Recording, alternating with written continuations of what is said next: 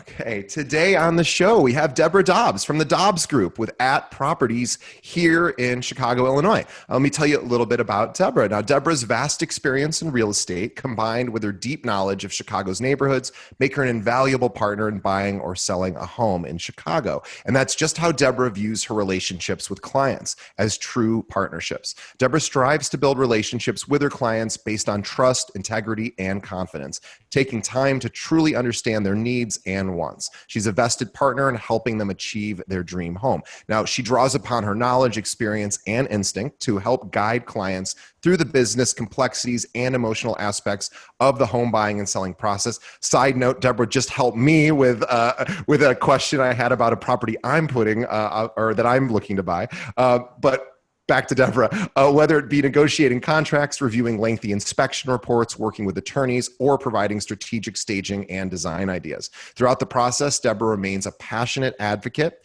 for her clients, ensuring their satisfaction every step of the way. Debra's network is vast, and she shares her resources with friends, clients, and other agents. She recently released her Little Black Book, a comprehensive 80-page guide to all things local services, vendors, restaurants, shops, and more. We'll also make that Little Black Book available to all of our listeners so you can see what she put together for her clients. Now, Debra is accustomed to wearing several hats and not just in the real estate world. She has been a play producer, a home builder. She opened Chicago's first gelateria and is mom to 23-year-old Catherine, who is also on the Dobbs team. Debra, Catherine, and their two dogs live in Lincoln Park in a home Debra got renovated 14 years ago. Now, she's been a realtor for 37 years, is a top producer here in Chicago. Please visit her at debradobbs.com. That's DebraDobbs.com. All of her social links are there as well. She's got an awesome website. Debra, welcome to the show. Thank you. Thank you so much for having me. And for that Thank you. lead-in. That was an awesome, you've done so much, and it's really impressive. And I certainly wish I would have known you back when you opened up the gelato place. Well, then you will be happy to know that with my daughter's help, we have a little new tabletop gelato machine. We made our first batch of gelato a few weeks ago. Nice. Lovely brown cartons we're getting the labels printed, and we are looking to source a small used professional quality gelato machine so that I can, as a hobby, we can make gelato while we're dealing with real estate. And I love that. The clients and friends become the beneficiary of the spoils of our efforts. Well, that's awesome. Well, so you've been in real estate now for almost 4 decades, which is absolutely incredible.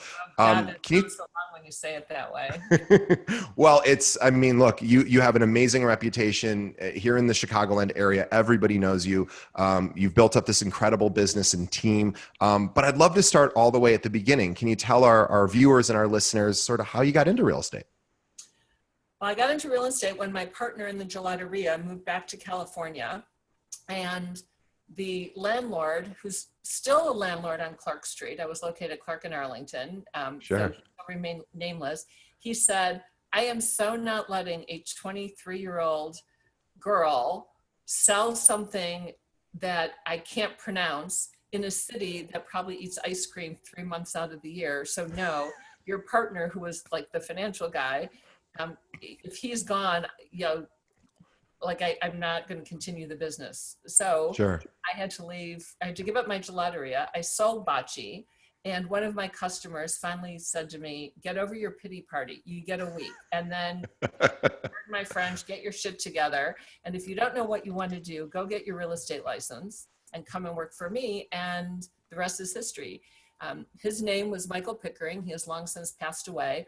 But Michael and a group of investors were working on the very first loft conversion in the West Loop in 1984. Oh my gosh. The building is still there. I've sold in both buildings since then. 411 South Sangamon and 913 West Van Buren. I worked for the developer that did those first loft conversions. I also worked on 1000 West Washington. I worked on 110 North Peoria. I lived in the building that used to be this flying food company with Sue Jin, if anyone remembers her name. And it is now the home to whatever, some fancy restaurant across from Soho House. West Loop was very different back when I started in real estate. It's incredible. I was just there in the West Loop over the weekend eating brunch with my girlfriend at Cabra, which is a Peruvian place on top of the forgot the name of the hotel, but it is West Loop is amazing. So it's a Stephanie Izzard restaurant. Yeah, yeah, And she's amazing, and it's great. It's I don't know. It was really fun when I was there. There were drug dealers and hookers and wine guys drinking, Mad Dog 2020 out of bottles that sure. were with brown paper bags. And I was young, so I would stay out late and party, and I'd get home and walk through the market, and the guys were setting up at 3 and 4 in the morning. The fish market, the flower vendors, the vegetable. Sure. It was so different. Yeah. Well, So. tell us, you've seen obviously lots of agents come and go, some successful, some who struggle, some who leave the industry altogether. And you have this wealth of experience and knowledge. You've built up a team as well. So, the characteristics of what makes a broker successful, and other brokers that really aren't going to achieve that level of success. I'm just curious on what you've seen work for agents, especially in today's day and age. What are you seeing that's working for people who are new or who are looking just to maybe get to that next level? So before we started live, you said something that another agent said to you, and I could not agree more. It starts with pick up the phone. It Right. starts with learn from other agents. Don't be afraid to ask questions. Don't be afraid to ask for help. Offer to do, I was able to grow my business by asking everyone I knew. This was after I left working for development and went into, traditional brokerage resale. And Sure.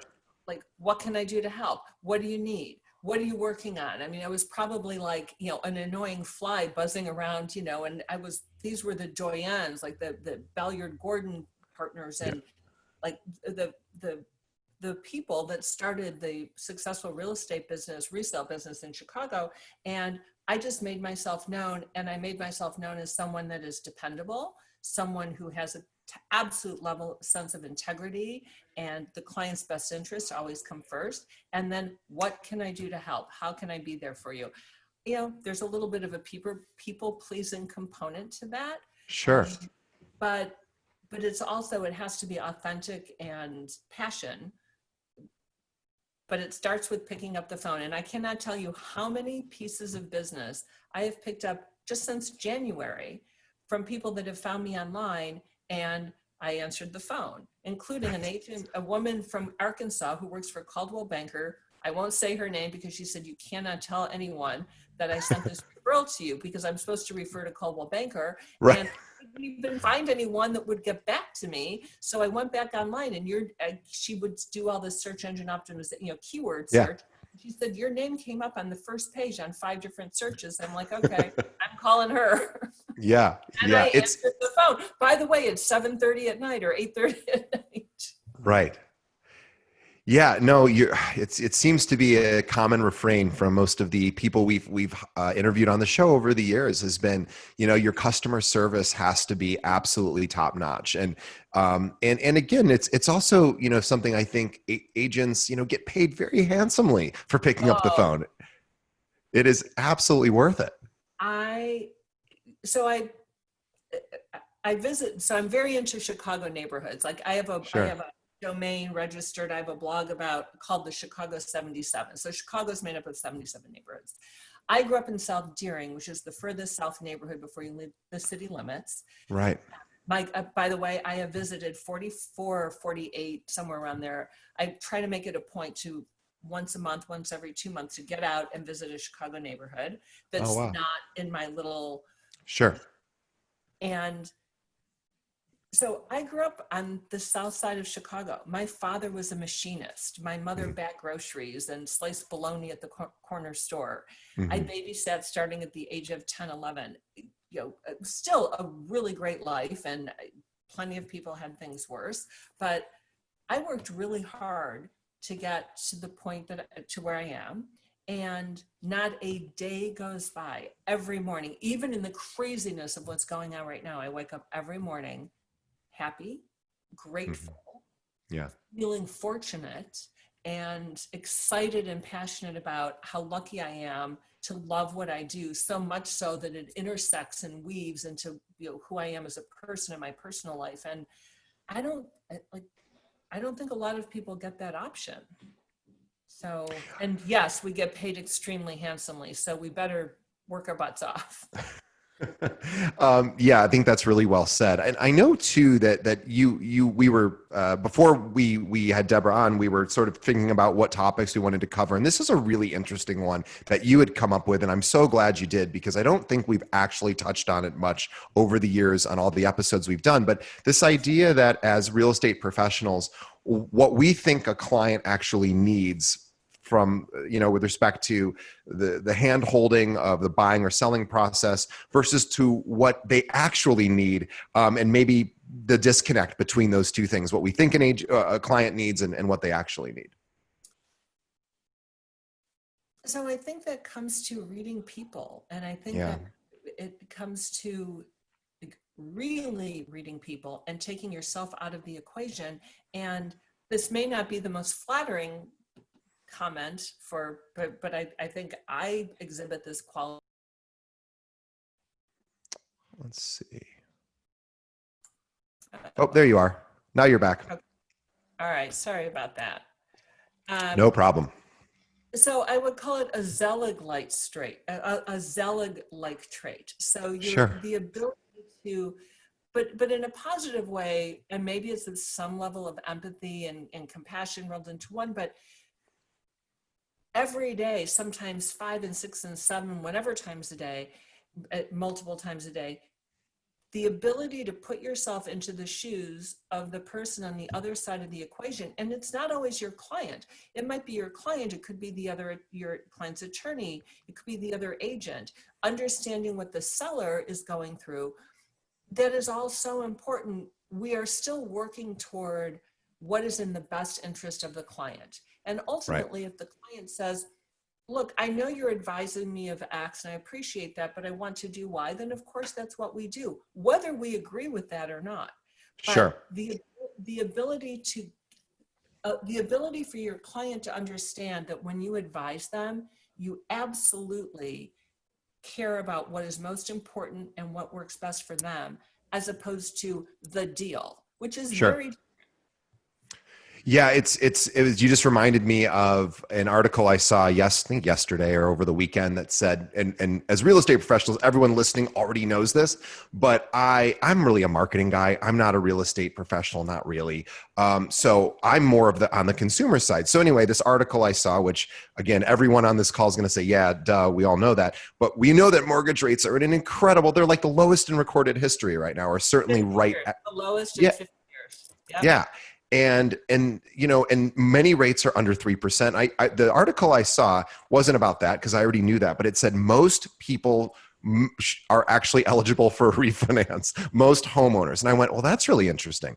Now, as somebody who prior to being in this industry was just a marketing guy in the IT world, I never knew when it was a good time to refinance. And I was just thinking about what you said, and I thought, what a great opportunity right now for agents that are maybe in between sales, that have some extra time, to pick up the phone and call everybody you know who owns a home and provide some value, which is really what you just said. And like, what a great opportunity to say, you know, I bet a lot of people don't know that it's a great time to consider a refinance. Or if they're renting, great time to purchase, rates are cheap. And what a great opportunity to just do some outreach. Oh my gosh, now you are so speaking my language. So we pride ourselves on, so for example, for a buyer, I think the checklist is 120 items. For a seller, it's about 135 or 140. So we use a CRM, client relationship management program.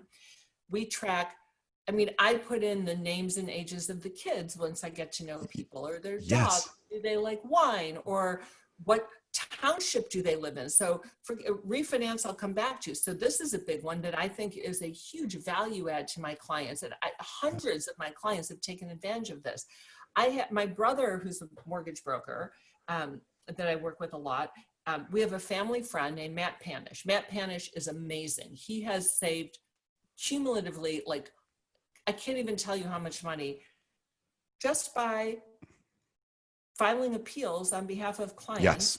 to reduce Yes. their assessed value. But he takes it a step further. He called me years ago. He said, Debra, do you know how many of your clients, when you send them to me and I look into like their tax situation, they're not claiming a homeowner exemption? I said, well, that's stupid. Oh, How can that be? Because at the closing, I say to them, now remember, every year, you used to have to fill the card out 1st of January. yeah. Make sure you claim, because you get somewhere between $400 and $700, off your taxes. Well, people forget. So 2 things came out of that. One, Matt, I gave Matt a list of all of my clients, and with their permission, he contacted them. And you can go back 5 years to claim a refund. I have one of my best friends, he got her $6,000 back because she hadn't claimed a homeowner exemption for so long. But now what we do is we go by township. So every person that I work with, their township gets entered in our CRM. And when their township is coming up for final appeal, final board of review status, appeals open, we send a targeted note. I don't like spamming people with a ton of email, but we send stable. Should I keep talking? Oh, there you are. Now you're back. You're back. So there is a crane being taken down at the corner of Halstead and between North Avenue and Wisconsin. Mm-hmm. I'm not going to send it. I would like to let all the people that live in Lincoln Park near that area know what's happening, because it's a mess for traffic. Yeah. And my whole sphere, and this is a huge mistake I think agents make. We are very proud of the fact that we have a very low unsubscribe rate. We really try to target market. In fact, probably to the point that I'm not in touch with people maybe even as often as I should be, from just what we're selling and that sort of thing. But I am able to have someone go into my sphere and say, okay, everyone in 60614. And then we just send a little note saying, wanted you to know that the next few days at this intersection is, going to be a hot mess. So find another route. We kind of made it funny. I had more responses back from that going, oh my gosh, thank you so much. Right. Yeah. But those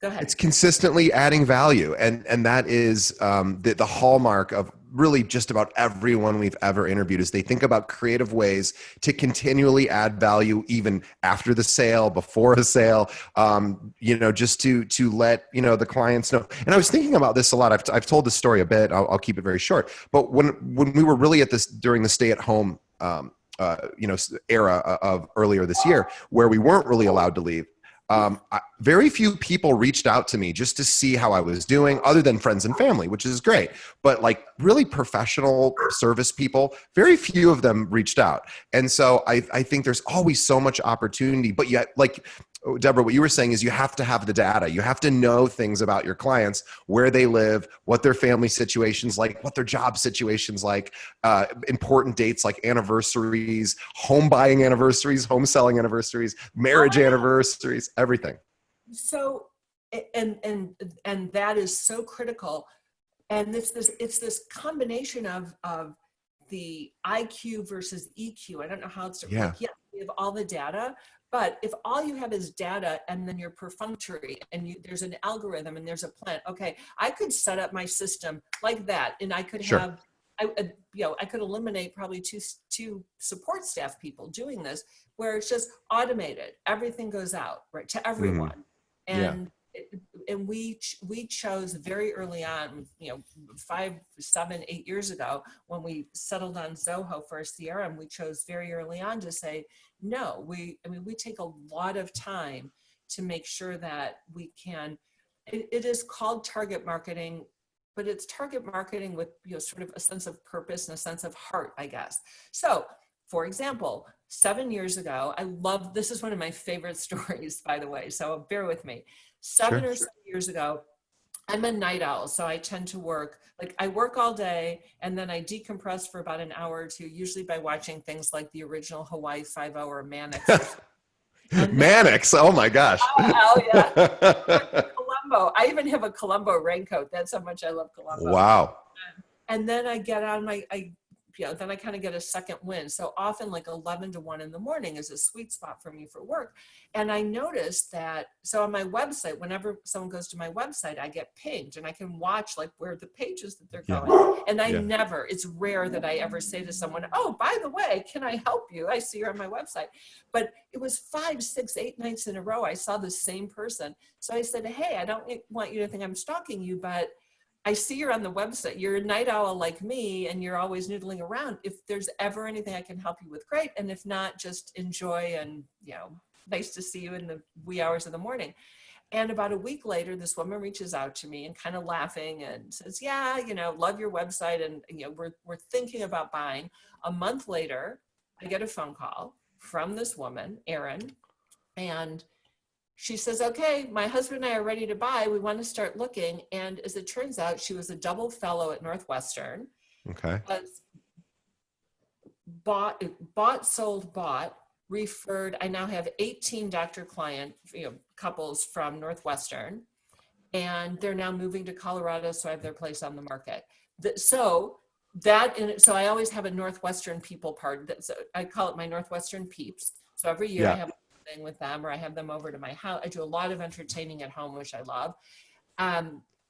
But when COVID came, these are all doctors. They are all on the front lines. So I sent it's nothing. Like, I'm embarrassed even bringing this up because what they're doing is so like overwhelming.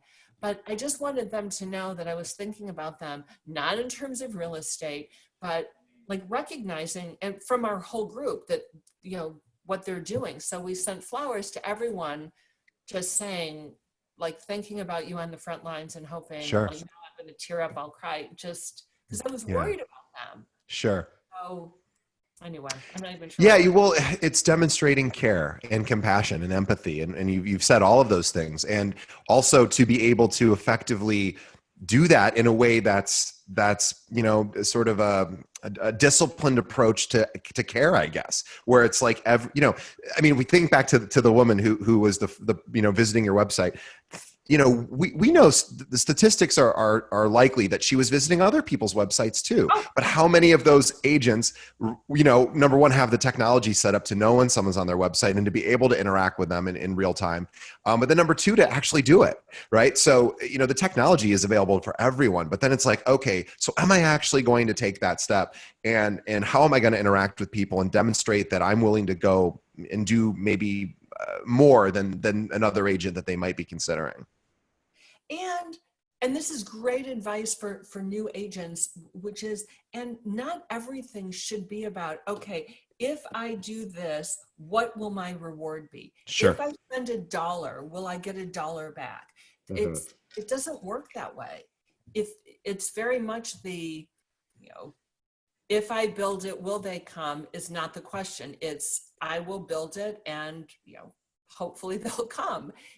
There isn't a guarantee. And I think I also think that customers, clients recognize when there's authenticity. Yes. As opposed to, okay, my goal is that this year I'm going to do 32 or 47 or 12 or 85 deals. And there are and I'm not saying they're wrong, but everyone has to do what works for them. But if you're not the kind of agent that is thinking about the deal, like, okay, I want this deal, now I'm on the next one, now I'm on the next one. And it's much more about, I'm taking a very long, I'm taking the long. I have a client that we were actually supposed to have dinner right before COVID, or right after COVID, so we had to cancel. Volare downtown, he was my client for the first time in 1986. I have another client that is still, and now married, and I went to their wedding, and I handled multiple transactions for them, and they are dear friends of mine, and he was my client for the first time in 1988. Wow. I think that's a pretty, that speaks volumes, I think, about, just the working relationship that morphs into this. That's the other thing about real estate. It can morph into this sort of personal, and I think it takes a certain type of person to understand how to navigate those two worlds. That gets back to the IQ, EQ, business, personal. I know that it can be done, and I believe that I'm a good example of this. I know multiple agents. I mean, I feel so fortunate to work with some really, really wonderful, wonderful agents. And you also work at a firm that is extremely supportive and also in line with those values. You work at Properties. For people outside of Chicagoland, you probably don't know at Properties, but here in Chicago, they're the largest real estate company and their slogan is real simple. It's one word: love, right? Which is such a great corporate slogan. So I know Michael and Thad. Mike, I have to call him Mike. He doesn't like Michael. I'm a full name kind of gal, but Thad and Mike, I still remember showing houses with them in Bucktown in 99, 2000. I had just moved with my daughter and our two dogs to a house at 2019 North Wolcott. Mike and Thad had the listing for a house next door. And I ran into Thad out front, and he was all a little bit stressed and like moving a mile a minute, which he's prone to do. But we had a nice chat and we talked about the house, and he was waiting for Mike because his headphones on his phone weren't working, or no, it was either the headphones or the battery charger. And he was waiting for Mike, his partner, to run over with a spare. And they just had such a tight relationship, and I think that their background as agents, like in the trenches with all of us and dealing with the deals falling apart. Where's my next commission check coming from? Down market, up market. Remember, this is right before 2003, which was a really slow market. And then they went out on their own, and they're owners of a big company that is getting bigger by the minute, which I think is one of my questions that I post, with my little notes back to you. But they know what it's like to be an agent in the trenches. And I really believe that the decisions that they make at a corporate level are always colored by their early years as agents, which is as it should be. I mean, we are so hyper customer service oriented and always looking for what is going to best work for the client ultimately. So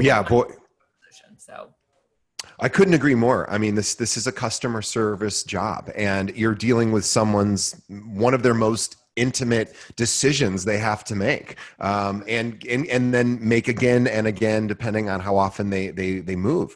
And it's a very emotional decision, of course. And I'm going through it right now personally, where even I'm in the business and I'm way too emotionally involved. There are some, like I deal with, sorry. That's okay. That they were applauding. They were applauding. Your excitement. Yeah. You're supposed to be. Catherine, would you let them out? So it's a family affair, by the way. And then I'll go back to, what was I going to start talking about? I was going to talk about.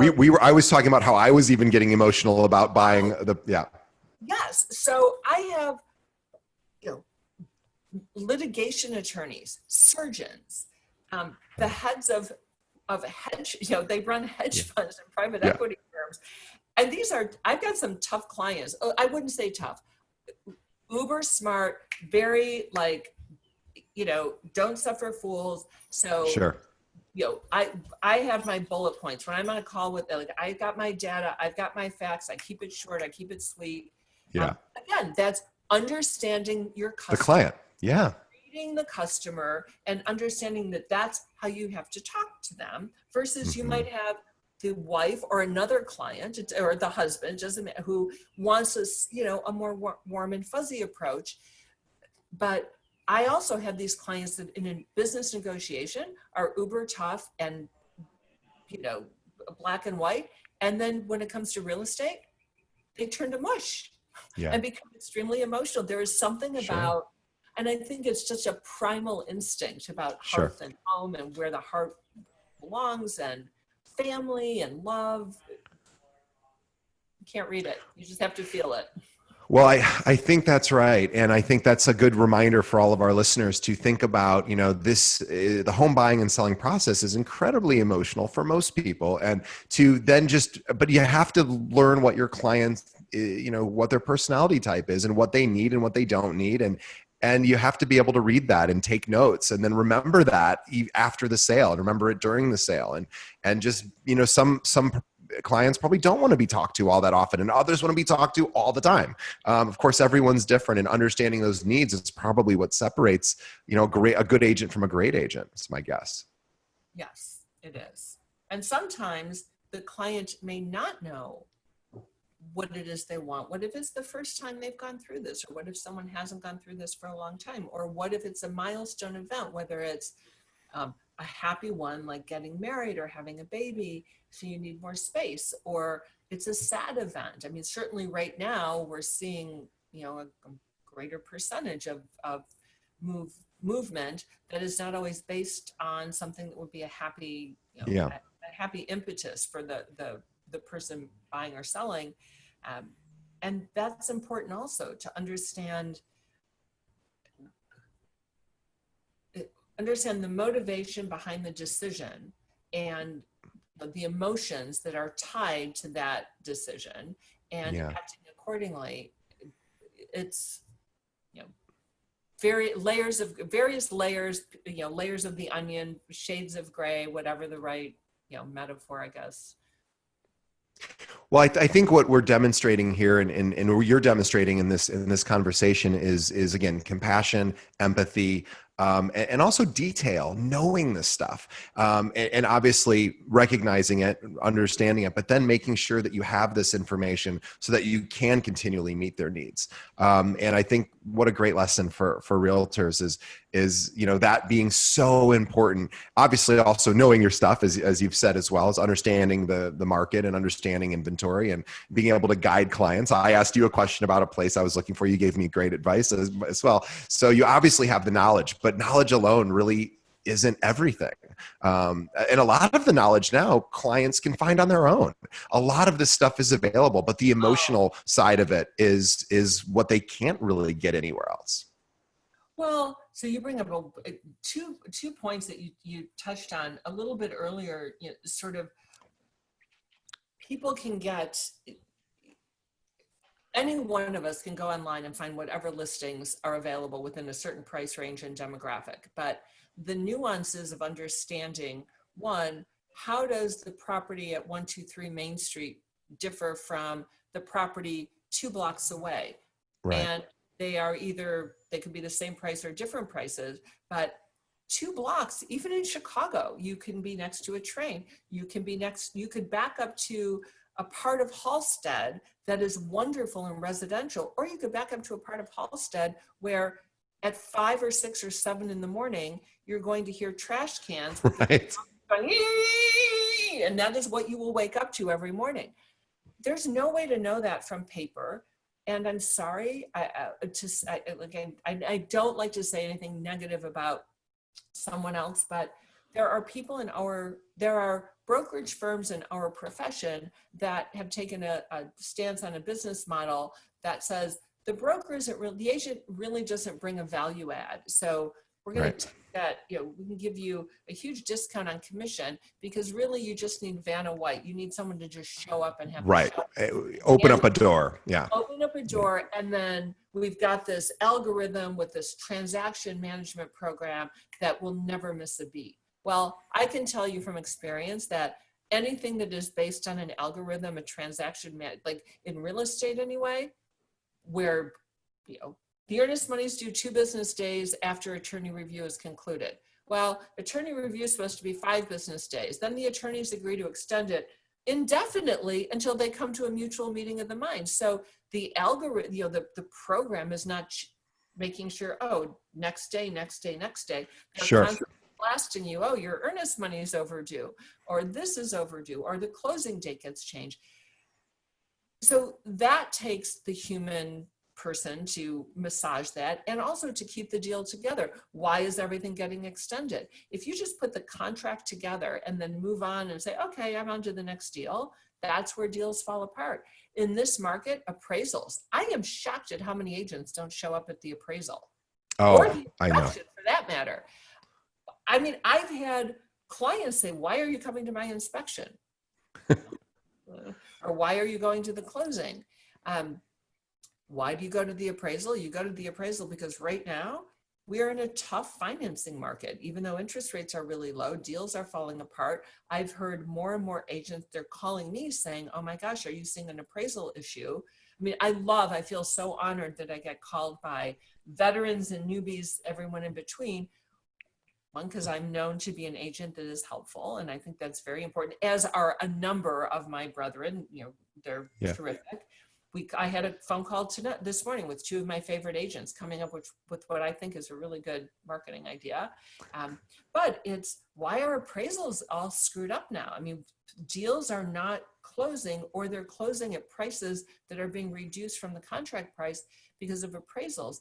It's not always because I would say in many cases it's an improper appraisal because the agent isn't even showing up. They're giving the appraiser access, no comps, no context, no list of the improvements made, no explanations like, oh yeah, that property that's 2 blocks away is next to, I don't know, like a garbage can or. Right.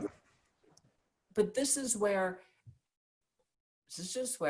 getting back to old fashioned, like you have to be able to manage the old-fashioned, touchy-feely, writing the personal notes, making the phone call, answering your phone with the back end, what I would call the back end office operations. And it's sort of like a duck. If you're doing it right, it looks like you're just sailing across the water and no one knows. You're frantically, like, this is the system underneath, making sure everything's taken care of.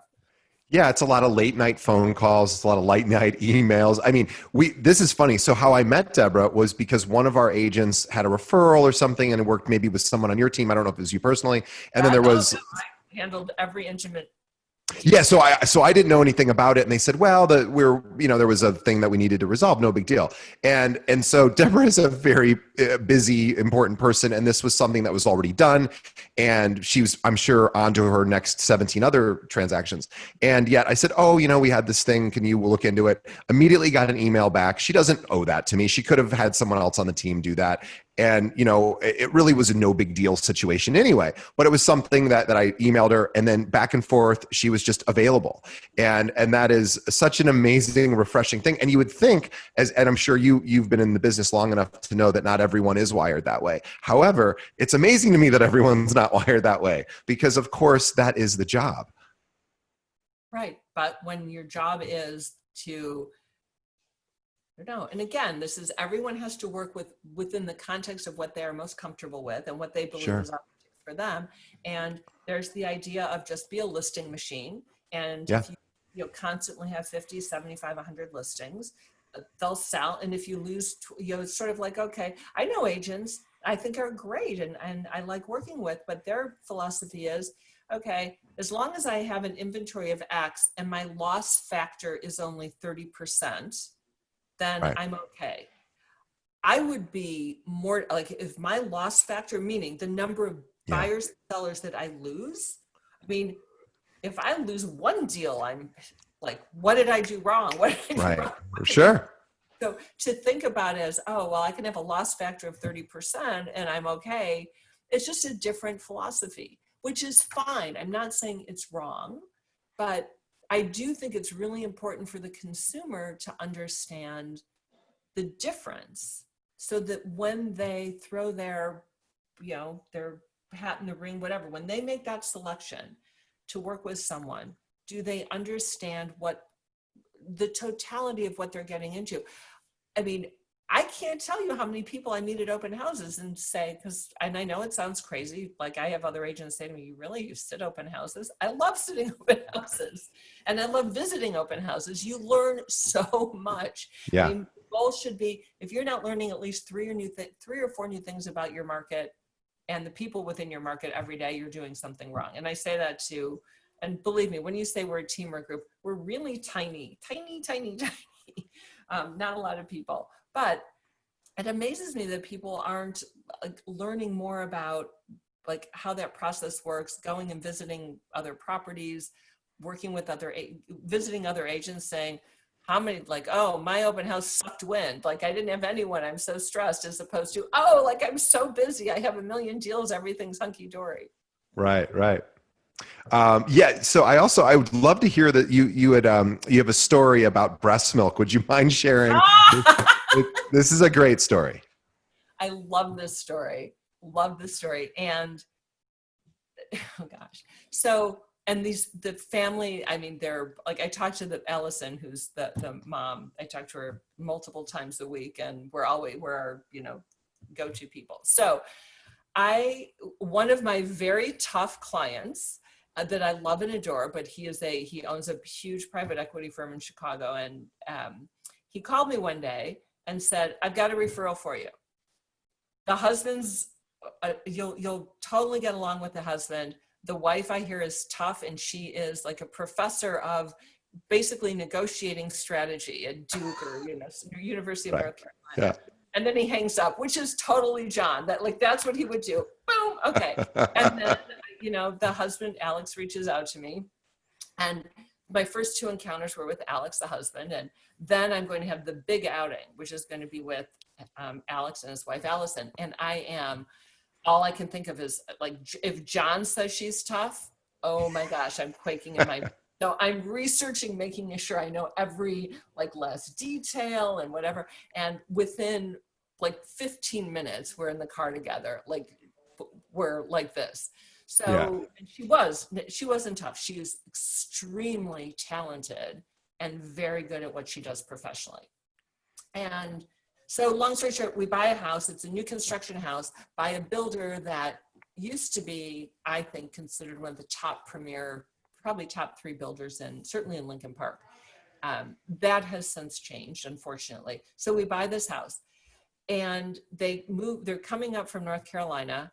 Allison's now had their 3rd kid, and she's breastfeeding, and she's all this breast milk that she's pumped. They come into the hotel, the freezer, refrigerator, it's a mess, doesn't work. The hotel won't store their breast milk. The husband calls. Oh, because it's like a sanitary thing or a liability thing. Yeah. Yeah, sanitary thing. So they, it's not like they can't mix it into the kitchen, where they have all the freezers. Right. I get the call from Alex. What do we do? What do we do? I'm like, oh, I can be there in 10 minutes, 15 minutes. So I used to have 2 Vespas. I don't now, long story. So, or scooters, Vespa type scooters. So I race over, I've got on my helmet, and I'm zipping because I can get there much faster than if I, got in the car. Sure. And Alex is waiting outside with these 2 bags, and he dumps one in the hatchback, one I've got between my legs, and I take off. And then I store their breast milk for the next week or 10 days. And they'd either come here and get some, or I drop some off for them. And then they moved into their beautiful house right around the corner from me. And the rest is history. She's one of my best friends. They are,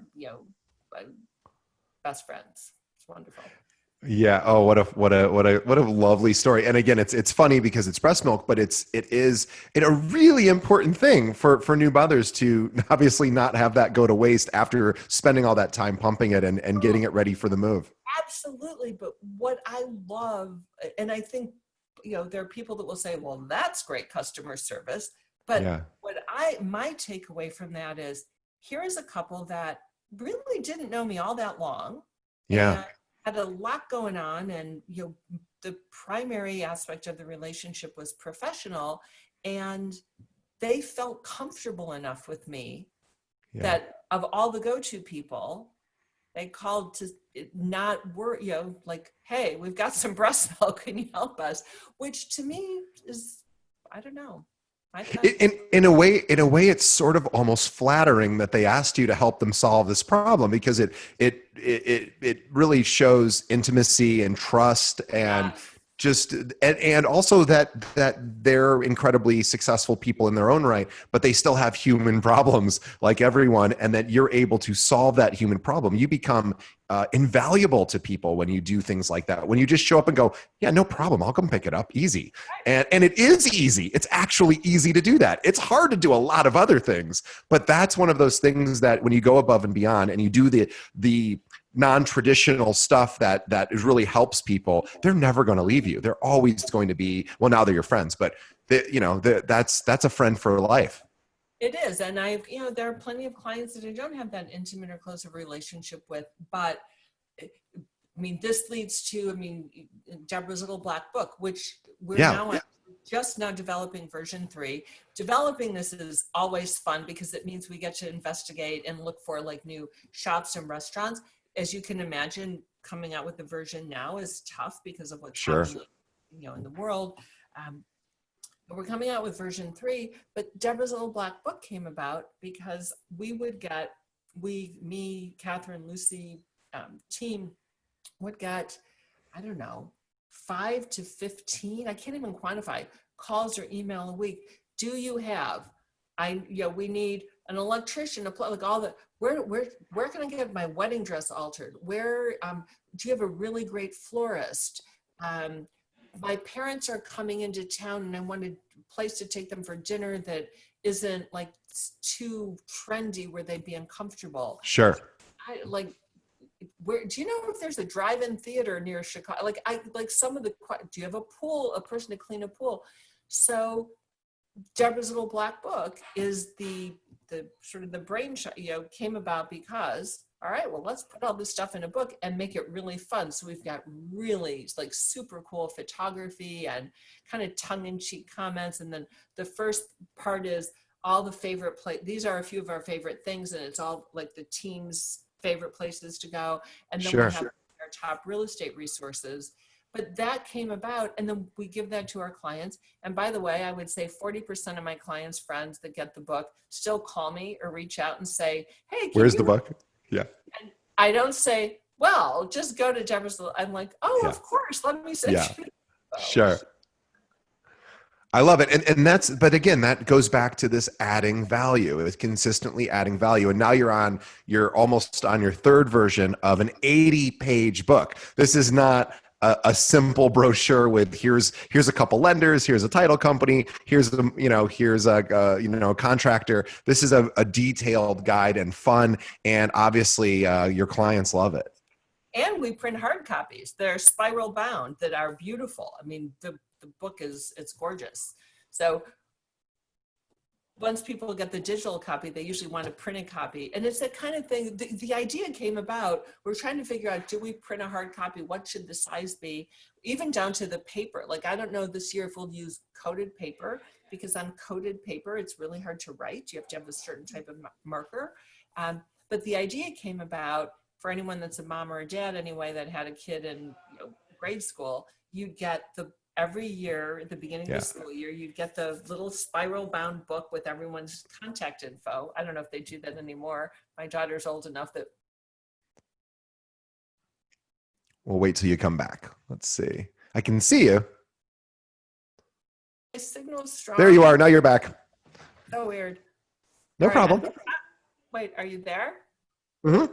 I'm here. Yep, we're good. All right. Can you see me? Yeah, you're good. Everything's good now. All right, cool. But I wanted the equivalent of that. Like, I wanted to be the resource that was in the junk drawer, so to speak. Yeah. Drawer, where, oh, I need X. And then you just pull it out and you pull it. Yeah. Versus doing a Google search on, okay, where's what are the best contractors? And there's 500. And then you're like, I don't even get me started on Mrs. Google. I am telling you, and this could be, maybe we need to have another, like in a month or two.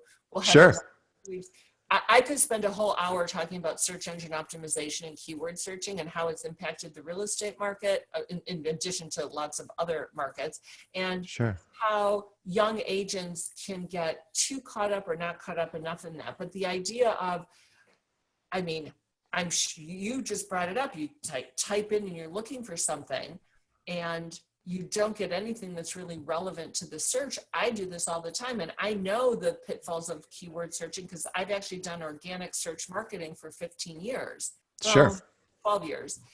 That's what my brother is my search engine optimization organic search guru. My sister-in-law is our marketing guru. So that's the family affair. And then my daughter and my daughter's one of her best friends are my two assistants. So we really are a family affair. But going into Google, you can't rely on that anymore. Sure. Yeah, because you could pull up, and then there's organic search, but then there's paid search. So then you get all the ads first. And how many times have you looked for something and what you're looking for, the first 15 things, and whoever goes past page 1 or 2, the Yeah, first nobody. Yeah. 20 things aren't even relevant. And so actually what I try to do once or twice a week is pretend that I'm looking to buy a house or sell a house in a different market. And I go on Google to see if I can find a real estate agent. That is something that every real estate agent should do at least once a week. It is frightening. Yeah, and see, and you know, and this is really important too for getting reviews. And you know, we know that you know buyers and sellers are looking on Zillow, and they're going to be looking up, and so it's really, really important. Or whether your reviews are on Google or Facebook or wherever, is make sure, since clients are looking and are looking you up as well, to make sure that you have you know some information there that says you know what your clients think about you. Absolutely. I mean, that's ever so important. But also, I mean, that then begs the question, but how important, like, how much value should be placed on that? Right. And this is just a greater picture of what's going on in the world right now, is information is so readily available. Yes. And non-factual, non-vetted information that, you know, you don't know if it's true or not true or accurate unless it's provided by a vetted source. Sure. So I think it makes it that much more difficult for the consumer, for the buyer or seller, to understand, you know, you really have to dig deep to get to find the criteria that you trust to make such an important decision. I guess that would Well, and I think you're right, and obviously this is still a face-to-face business, although it's harder to do face-to-face currently right now, of course. But you could do it, you know, Zoom. There's lots of options to use technology to still maintain that human connection. But back to your point, that is something the algorithms are always going to struggle with. Is how do we can get information into people? That's easy. The data's there. It's all there. But how do we interpret the data? Is it reliable data? What do we do with the data? And is there somebody that's going to guide my hand through the entirety of the process? And like, you know, I asked a very subjective question based on your experience prior to us starting about a property I want to buy. And I said, I need to know if I'm crazy here. Google is not going to tell me that. And I might be able to read some people's blogs about, I was asking Debra a question about cabinetry. And I said, what, you know, and I asked her, and she gave me her opinion. Thankfully, it was the same opinion I had. So I got validation that I'm not totally crazy. Luckily, I didn't know your opinion. You asked the question without telling me your opinion. That's first. true. Got a true, transparent, unvarnished, well, not what you wanted to hear. And to tell on myself, it actually wasn't my opinion. It was actually my girlfriend's opinion, who was looking, and she goes, you can't get these cabinets. This is not going to work. And so, and I said, oh, I think we'll make it work, because I'm one of those we'll just make it work kind of people. And she says, no, this is going to, and so I asked Debra a question about it and got her opinion. And so really it's my girlfriend that deserves the credit. But anyway, yeah, she's getting her license right now. So it's funny enough. Yeah. Come to work for Ad Properties? Well, yeah, maybe she'll join the Dobbs group, but yeah. A lot of fun. Did you tell her about Wacky Girl Margaritas? No, why you want to talk about that? Yeah, so we do. So for our client gifts, for example, we put our own gift baskets together. I love to cook. I love to entertain. Don't have so many options or opportunities to do that right now. As you know, I made gelato for years. We make homemade jardinera. So when I say we, my brother and sister-in-law come over from the Czech Republic. That's where they live now. My sister-in-law's Czech. And so we spend a couple of months together. They stay with me, and we are in the kitchen. I'm at my desk, or we're all in the kitchen. But I have a major passion for tequila and bubbly. Those are my two drinks of choice, and margaritas, but good margaritas, not crappy margaritas. Yeah. And so I make my own margaritas. Yeah, we lost you.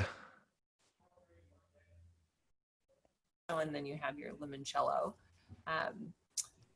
So your girlfriend could join us and have all sorts of fun. We do our work. We bottle some margaritas. We bottle. I love it. Limoncello jardinera. Well, I love it. And I think this is a great place to wrap up. So I think we covered a lot, really in this conversation, which is all about customer care. And, it's funny. I had an experience once, not too far from where you are or where I am. We're actually really close to one another geographically, where I went to a storage, I had to rent a storage unit, and it was the one on Clybourne and whatever, like right at Oh, Armitage. oh, Yeah. That self, Elston or Clybourne? There's two. I'm sorry. Elston. I'm sorry. Elston. Oh yeah, I have rented there as well. Yeah. And I walked out of there, and it was $35 a month. This was not a big purchase. I am not a big customer to them. I'm sure I'm one of, hundreds of whatever, no big deal. They made me feel so special that you would have thought I was coming in to buy the entire property, the entire business, and give everyone a huge bonus. And, and I couldn't believe how well they treated me. And I came back and I wrote a review for them on Google, because I said, God, that was really special that, this dumb little thing that I have to rent for no big deal. I didn't even know that I had to talk to anybody, but when I went there, they were treating me so well. And I realized good customer service is it's not something that the average person experiences on a regular basis. And when you do, you really feel connected to that place and you want to help them succeed. So they emailed me the next day and said, could you please write us a review? I said, I already did, but you want me to write another review somewhere else? Is there another place? I was so indebted to them because of this, how they made me feel for this dumb little purchase, that, and I realized, wow, most businesses really miss the boat when it comes to consumer experience. You obviously don't. You're on the same side as them, and going above and beyond is it. Yeah. As I think the benchmark for this came about from Nordstrom. For anyone who shopped at Nordstrom, whether you buy a $3,000 Fendi handbag, yeah, or a $5, probably now 10 or whatever dollar pair of socks. Yeah. It's called the cash wrap. That's where you check out. So your merchandise goes into a beautiful silver bag with tissue paper, and the clerk comes from around the cash register, around the cash wrap station, and hands you your bag. Again, it's a $10 pair of socks or a $3,000 or $5,000 handbag, and it doesn't make a difference. They are known, and part of the reason that Nordstrom is, I think, still in business when a lot of retailers are not doing so well is it was always about incredible customer service, and Ritz-Carlton is known for this as well. And it's not obsequious customer service. It's not, okay, well, we're staying at a 10-star resort that charges $5,000 a night for a room. Of course we expect that. When you buy a $10 pair of socks, you don't expect that. Yeah. But it's the right thing to do. Wonderful. Well, do the things the clients don't expect, I guess, is the key. Go above and beyond. And obviously you do that and continue to do that. So what I want to do is, as we're wrapping up, I want to make sure that anyone who's listening, who is thinking, maybe you're a buyer, a seller, a renter, an investor, who is looking to work with a top real estate agent, 37 years of experience, great team, incredible work ethic and customer service, and wants to work with Debra, yourself, or anyone on your team, what's the best way they should reach out to you? They can call me at 312-307-4909. That's my cell phone, and I answer that unless I'm on a showing or I didn't answer the phone while I was on this little endeavor, or email at Debra@DebraDobbs.com. But picking up the phone and calling me is fine, or texting me to that phone number is fine too. Sure. And also, please do visit our website. It's a great example of a really thought out and helpful website, and it's clean, it's minimal, it's really got a lot of nice features that I think other agents could use as a model for maybe if they're thinking about building a new website for themselves, which is DebraDobbs.com, DebraDobbs.com. And before we wrap up, I want to remind all of our listeners and our viewers to do two quick things that help our show continue to thrive, which is, well, number one, one, tell a friend. Think of one other real estate professional that could benefit from having heard this interview with Debra and send them a link to it. You can find us on our website, which is keepingitrealpod.com. Every single episode we've ever done is there. You can stream it right there. Or, of course, pull up any podcast app, search for Keeping It Real. It shows right up. And the second thing is to follow us on Facebook. Every single day, we find an article written online specifically designed to help agents grow their business, and we post it. And we also post our videos that we do there for all of our interviews, along with all of our links. So find us on Facebook, facebook.com/Keeping It Real Pod. And Debra, on behalf of the audience, thank you so much for spending time with us today. This was so much fun. I'm so glad to have got you on the show. And also on behalf of Debra and myself, we want to thank the listeners for continuing to listen and support our show.